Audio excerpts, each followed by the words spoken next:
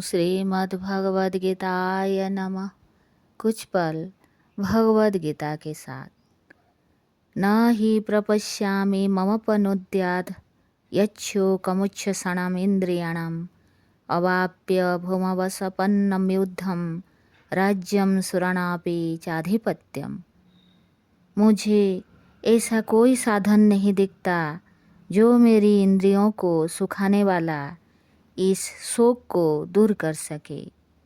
स्वर्ग पर देवताओं के आधिपत्य की तरह इस धन धान्य संपन्न सारी पृथ्वी पर निष्कंटक राज्य प्राप्त करके भी मैं इस शोक को दूर नहीं कर सकूँगा।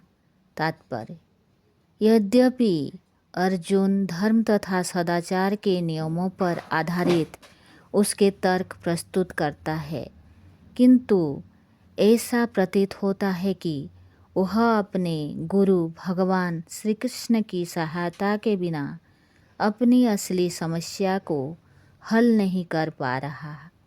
वह समझ गया था कि उसका तथाकथित ज्ञान उसकी उस समस्या को दूर करने में व्यर्थ है जो उसके सारे अस्तित्व को सुखाए दे रही थी। उसे इन उलझनों को भगवान कृष्ण जैसे आध्यात्मिक गुरु को सहायता के बिना हल कर पाना असंभव लग रहा था। शैक्षिक ज्ञान, विद्वता, उच्च पद, ये सब जीवन की समस्याओं का हल करने में व्यर्थ है। यदि कोई इसमें सहायता कर सकता है तो वह है एकमात्र गुरु। अतः निष्कर्ष यह निकला कि गुरु जो 100% कृष्ण भावना भावित होता है वही एकमात्र प्रामाणिक गुरु है और वही जीवन की समस्याओं को हल कर सकता है। भगवान चैतन्य ने कहा है, जो कृष्ण भावनामृत के विज्ञान में दक्ष हो, कृष्ण तत्व देवता हो, चाहे वह जिस किसी जाति का हो, वही वास्तविक गुरु है। किवा विप्र किवा न्यासी शूद्र के नेतय यमी कृष्ण तत्व देवता से ही गुरु है। कोई व्यक्ति चाहे वह विप्र हो, निम्न जाति में जन्मा शूद्र हो, या कि सन्यासी, यदि वह कृष्ण के विज्ञान में दक्ष है तो वह यथार्थ प्रामाणिक गुरु है। अतः कृष्ण तत्व देवता हुए बिना कोई भी प्रामाणिक गुरु नहीं हो सकता। वैदिक साहित्य में भी कहा गया है, षट्कर्मा निपुणो विप्रो मंत्र तंत्र विशारद अवैष्णवो गुरुन् स्यात् वैष्णव स्वपच गुरु। विद्वान ब्राह्मण भले ही वह संपूर्ण वैदिक ज्ञान में पारंगत क्यों ना हो, यदि वह वैष्णव नहीं है या कृष्ण भावनामृत में दक्ष नहीं है तो गुरु बनने का पात्र नहीं है।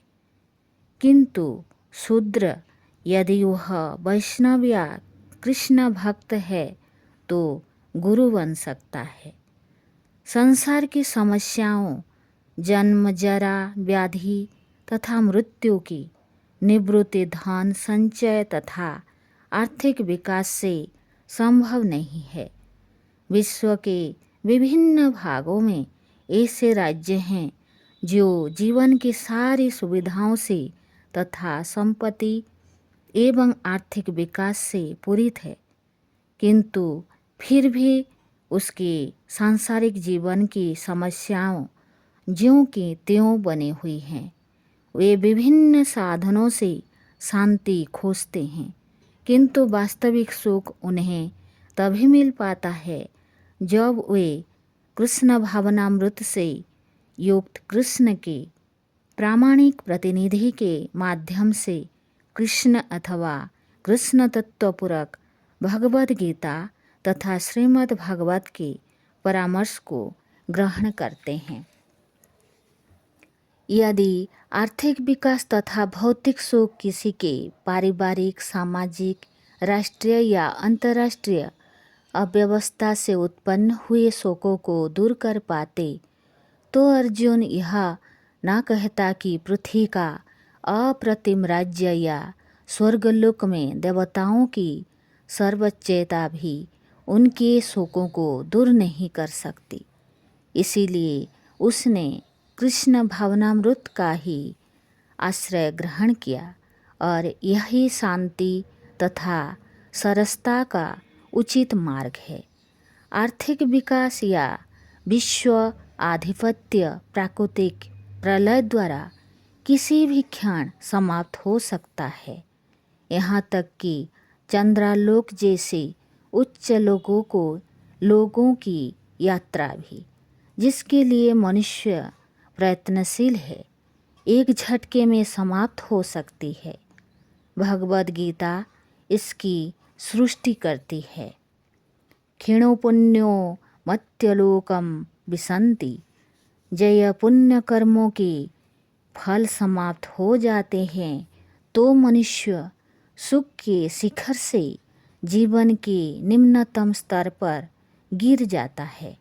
इस तरह से विश्व के अनेक राजनीतिज्ञों का पतन हुआ है। ऐसा अधपतन शोक का कारण बनता है। अतः यदि हम सदा के लिए शोक का निवारण चाहते हैं तो हमें कृष्ण की शरण ग्रहण करनी होगी, जिस तरह अर्जुन ने की। अर्जुन ने कृष्ण से प्रार्थना की कि वे उसकी समस्या का निश्चित समाधान कर दें, और यही कृष्ण भावनामृत की विधि है।